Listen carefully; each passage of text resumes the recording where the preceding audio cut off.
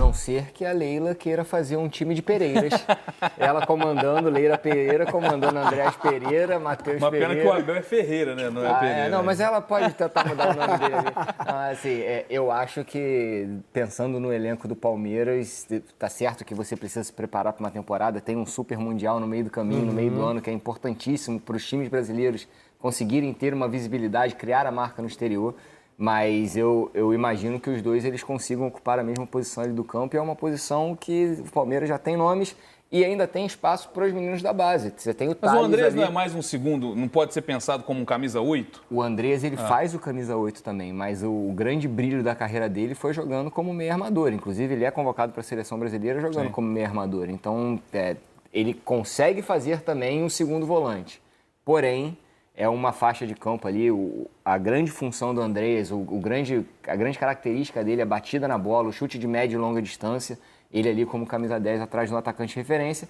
E você já tem, como eu falei, Veiga, Felipe Anderson, que pode fazer essa função, você tem o Maurício, que pode fazer essa função. Que também já foi um investimento alto do Palmeiras, né, na última janela. E você ainda tem jovens da base que estão subindo, o Thales jogando bola, que faz aquela função, você tem o Alan também, sub-20, que também faz a esquerda e faz o meio. Então, assim, eu imagino que essa sinalização pelo Matheus Pereira possa indicar que o Andrés, sim, essa negociação pode estar um pouco complicada. O Palmeiras já está querendo formar o elenco no início do ano. Porque são duas negociações complexas, né? O Fulham não quer perder também um jogador importante e vai pedir uma quantia maior, e o Cruzeiro é a mesma coisa, né? Acho que são investimentos que o Palmeiras pode pensar num valor X e no decorrer da negociação esse valor ficar maior ainda, né? Isso pode mudar de acordo com a conversa, jogador, clube, enfim, isso aí é muito secreto deles, assim, né? Essa questão de negócio. Mas falando em posições, eu acho que o Palmeiras poderia pensar, como você falou antes, né? Eu acho que precisa de um 9 mais de referência, a não ser que o Abel esteja pensando em usar o Paulinho dessa maneira, como um falso 9, como um jogador com muita liberdade, ou até mesmo para fazer dupla com alguém. Como ele já fez com o Rony. Exato. Eu acho que um zagueiro canhoto, perfeito essa ideia de ter um zagueiro canhoto. Eu acho que a lateral esquerda, Vanderlan e Caio Paulista, principalmente, que não teve um ano igual teve em 23, oscilou bastante. Eles trocaram muito, né, a titularidade entre os dois jogadores. Eu acho que a lateral esquerda é uma posição que o Palmeiras poderia pensar em contratar também, já que o Piquerez, não sei se é a estimativa de volta do Piquerez, mas até ele engrenar novamente, pegar o ritmo de jogo, a confiança necessária para retomar o desempenho que ele vinha tendo antes de lesionar, demanda tempo, né? E como o Red falou, tem o Mundial. O Mundial é o momento dos clubes brasileiros se colocarem no cenário mundial e conseguirem tentar ser o protagonista, classificar, enfim, chegar o mais longe possível. Eu acho que essas posições aí, zagueiro, lateral e atacante de referência, seriam, para mim, as prioridades do time do Abel. Camila, até aproveitando o gancho do Ramon, o lateral esquerda entra nessa área de procura do Palmeiras, ou o Piquerez já é aguardado para começar como titular a temporada 2025, depois de uma lesão grave, né, que tirou ele de um momento muito importante da temporada 24?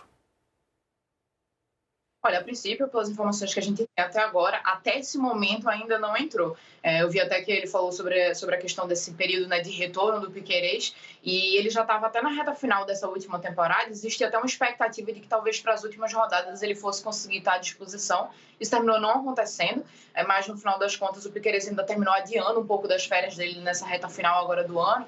E aí continuou, né, o processo mesmo de recuperação, de preparação lá dentro do clube. Existe pelo menos uma ideia de que aí para para o início, né, do ano que vem, já no período ali de pré-temporada, para preparação para 2025, existe uma ideia de que pelo menos ele já esteja à disposição para poder se juntar ao grupo, né? Evidentemente, tem toda essa questão que vocês falaram, de questão de ritmo de jogo e tudo mais, e aí vai ser mais uma, digamos assim, uma nova etapa desse processo de recuperação para poder ele conseguir retomar. Mas nesse momento a ideia é de que pelo menos ali no início da temporada ele já esteja fazendo parte do grupo e consiga, né, talvez ali no início do Paulista estar à disposição do Abel Ferreira.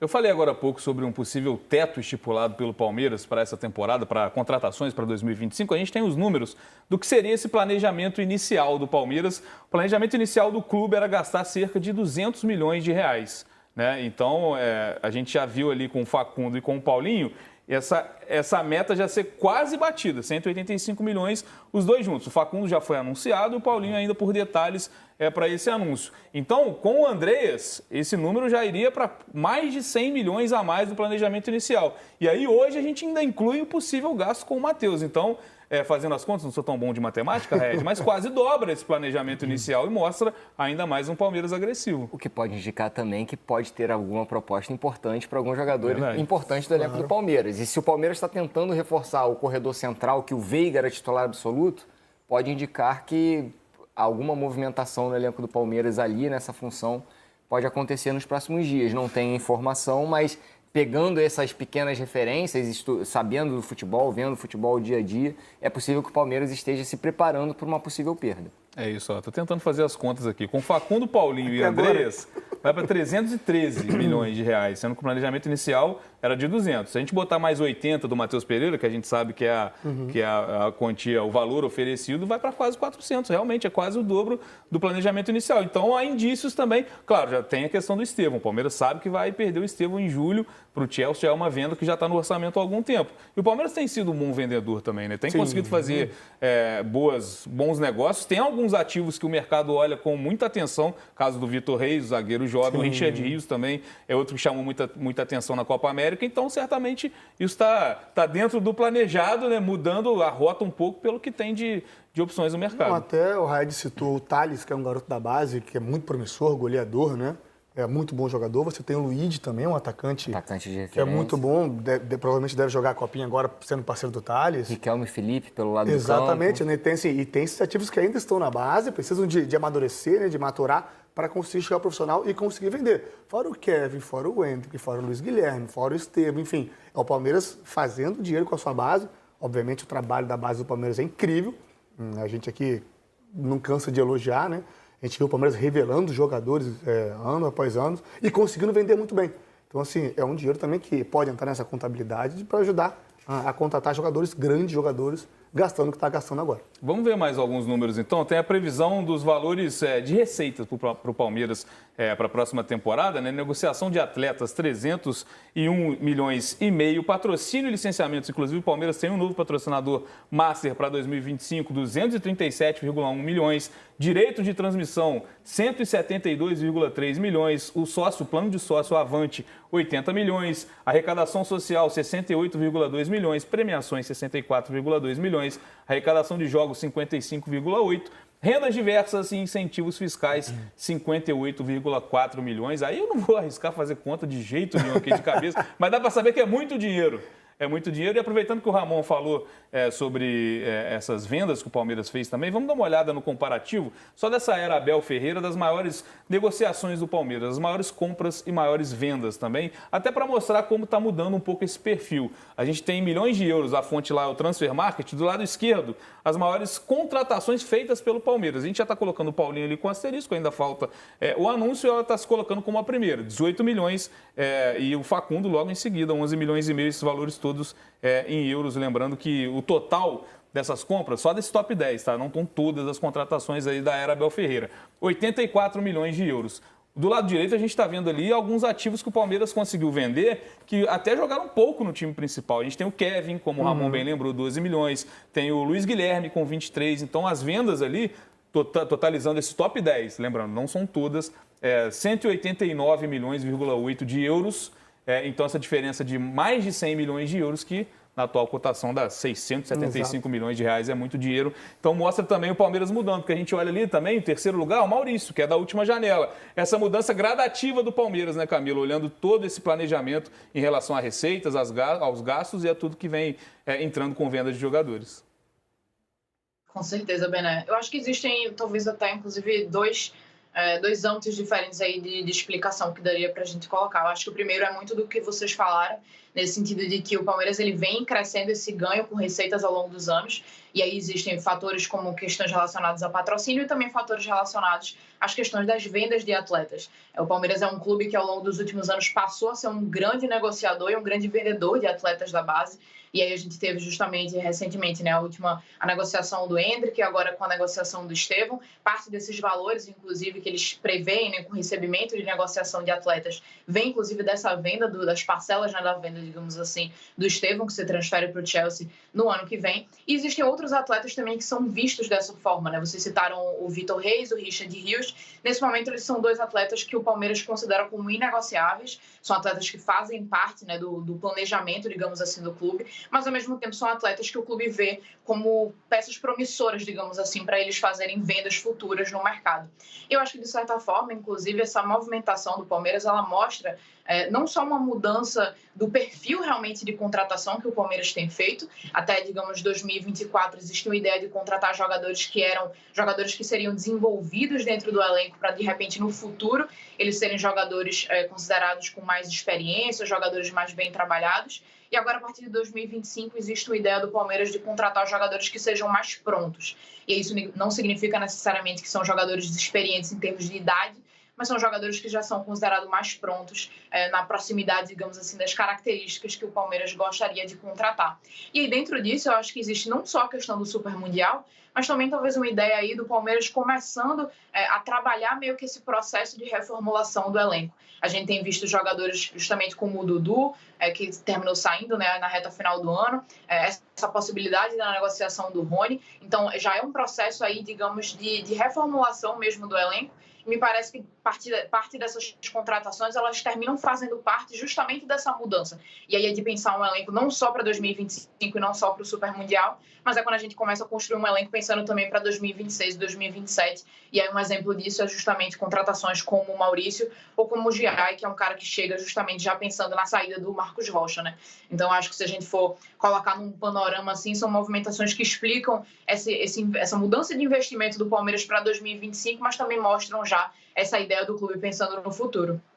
Camilo, você falou bem dessa reformulação, né? O Dudu já foi anunciado pelo Cruzeiro, o Gabriel Menino está indo para o Atlético Mineiro nessa troca pelo Paulinho. Você citou o Rony, tem também a questão do Zé Rafael. Essas saídas pontuais, a que ponto estão? O Zé Rafael ainda observa o mercado para saber do futuro? Tem relação, por exemplo, a contratação do Andreas com a saída do Zé Rafael, que podem ser até jogadores concorrentes por uma posição no time titular?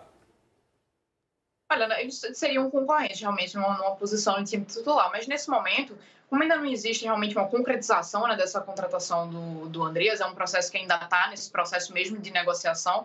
O caso do Zé Rafael, eu acho que é mais até entender os planos dele de carreira, sabe?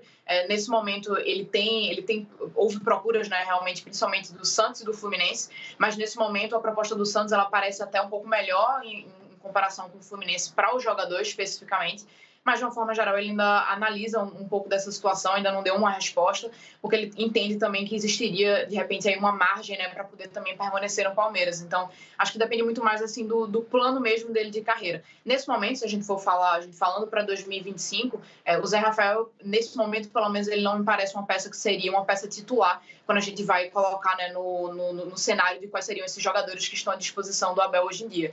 Mas, ao mesmo tempo, ele também é um atleta que ele pode ser utilizado em funções diferentes dentro desse meio de campo. E aí eu acho também a gente leva em consideração situações como a própria questão do calendário, que é um calendário extenso, então por muitas vezes o Abel termina rodando esse meio de campo. É um setor, inclusive, que muitas vezes termina passando por mudança, por questão de lesão, questão de suspensão. As próprias convocações, porque o Richard Rios muitas vezes termina sendo convocado para a seleção da Colômbia, ele é um jogador que é titular hoje. Então, acho que existem muitos desses pontos a se pesar. Mas no caso do Zé Rafael, acho que é muito mais nessa coisa do sentido de ele ver o que seria o melhor para a carreira dele nesse momento. Eu acho que é um pouco diferente até da situação do Rony, que o Rony, como a gente até já chegou a citar em outros momentos, né, ele tem talvez procuras nesse momento que são menos quentes, digamos assim, para usar o termo que a gente usa, né, dentro do mercado, em comparação com o Zé Rafael, mas, por outro lado, ele já é um cara que é mais visto como fora dos planos. Então, são dois cenários, assim, um pouco diferentes um do outro. Eu sempre termino colocando, assim, os dois para poder comparar, porque acho que fica um pouco mais fácil a gente conseguir explicar, né, a diferença de cenário de um para outro. Ô, Bené, e também a gente precisa lembrar, na verdade, né, você mostrou ali as vendas, as compras e tal, do Bruno Rodrigues, né? É um reforço interno que tem no Palmeiras, ele teve uma lesão em janeiro do ano passado, em maio, janeiro no joelho direito, em maio no joelho esquerdo. Enfim, pode ser um jogador, não, é um jogador muito importante, para mim foi uma das grandes contratações feita pelo Palmeiras no ano passado, acabou não tendo sequência por lesão, obviamente não por culpa dele, isso acontece, mas é um reforço que pode ser muito importante nesse setor ofensivo também no Palmeiras. Se for o Bruno Rodrigues do Cruzeiro, de 2023, é um jogador que pode ajudar demais e pode ser titular nesse jeito que joga o Abel, fazendo dupla de ataque, que é muito móvel também, muito veloz, é um jogador muito interessante. Então a gente tem que colocar também o Bruno Rodrigues como possível reforço, que já estava lá, mas um reforço que pode se recuperar e pode ser muito importante durante a temporada também. Com lesões graves e que o torcedor viu muito pouco com a camisa do Palmeiras. Praticamente foram 2 jogos. Não atuou, né? Só 2 jogos no início da temporada, né, Camila? Só me despedindo de você, até para falar no que o torcedor está ansioso também. O que falta para esse anúncio oficial do Paulinho? Olha, o pessoal não para de perguntar sobre isso. Mas veja, nesse momento ele inclusive, já passou por todo aquele procedimento, né? Já passou por exame, já fez as fotos, já fez todo aquele procedimento de questão de anúncio, mas como é uma negociação que terminou envolvendo muitas partes, como no caso do Paulinho vindo para cá, o Palmeiras faz um pagamento ao Atlético Mineiro e ainda cede 2 jogadores, no caso do Gabriel Menino e do Patrick, terminam tendo muitas arestas, digamos assim, para acertar. Mas nesse momento, basicamente, o que está faltando é o Patrick passar pelos exames lá no Atlético Mineiro. O Gabriel Menino já tinha feito isso no início da semana, mas o Patrick só chegou agora no fim da semana por lá, então está passando por esses exames. E aí, terminando essas burocracias aí, vai ser basicamente o que está faltando para poder o Palmeiras anunciar o Paulinho, né? Tava esperando, eu acho, até que acontecesse, chegasse como presente de Natal ali no 24, 25, até a gente tava nessa expectativa, mas aí já ao longo dos dias já disseram, é provável que não aconteça hoje, a gente vai ter que dar uma guardada aí nessa burocracia, mas eu acho que a expectativa é isso, terminando aí esse processo aí dos exames do Patrick, a gente vai finalmente, né, ver aí a segunda contratação do Palmeiras confirmada aí para 2025. Eu não tenho dúvida que o torcedor palmeirense não largou o celular durante a ceia do Natal esperando esse anúncio, mas é isso, a qualquer momento é a parte burocrática que está pegando. Camila, muito obrigado pelas informações, volte sempre a estar na área, tamo junto.